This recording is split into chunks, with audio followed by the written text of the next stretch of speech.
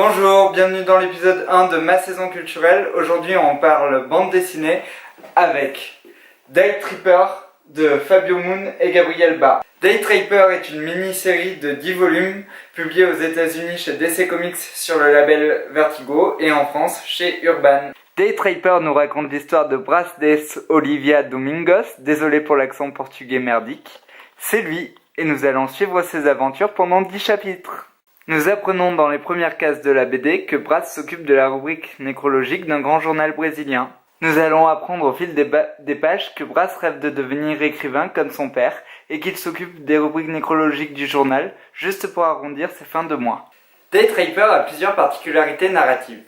La première est que nous ne suivons pas chronologiquement l'histoire. En effet, ça va commencer quand le héros va avoir 31 ans, ça va se finir lorsqu'il aura 76 ans, mais entre-temps, on va suivre différentes années de sa vie, mais dans le désordre. La deuxième particularité scénaristique de la BD, c'est que tous les chapitres vont se terminer de la même manière, que je vous laisse découvrir. Ce système de narration évoque le film d'Alain Resnais que j'ai là, Smoking, No Smoking. Si un personnage allume une cigarette, il va se passer certains événements. Si ce personnage n'allume pas cette cigarette, il va se passer d'autres éléments.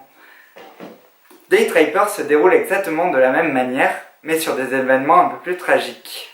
Day Tripper fonctionne comme des poupées russes, et à la lecture de chaque chapitre, nous nous demandons dans quelle situation nous allons retrouver des personnages que nous avons abandonnés dans les chapitres précédents.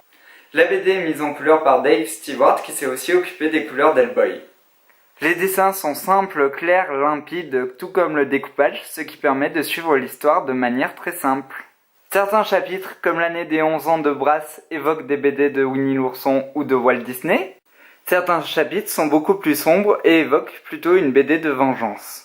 Day Tripper est composée de 10 chapitres de 24 pages. Elle a dû paraître aux États-Unis sous format de fascicule tous les mois.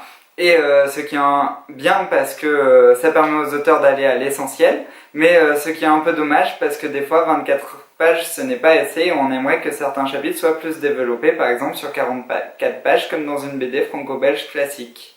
Vous l'aurez compris, je vous conseille donc de lire Day Tripper, cette superbe BD brésilienne. Je n'avais jamais lu d'autres BD brésiliennes de ma vie et comme on a beaucoup parlé du Brésil avec la Coupe du Monde, ça m'a intéressé. Je vous conseille donc de la lire. Voilà, lisez des BD, allez au cinéma, je vous fais des bisous et regardez des films d'Alain Resnais.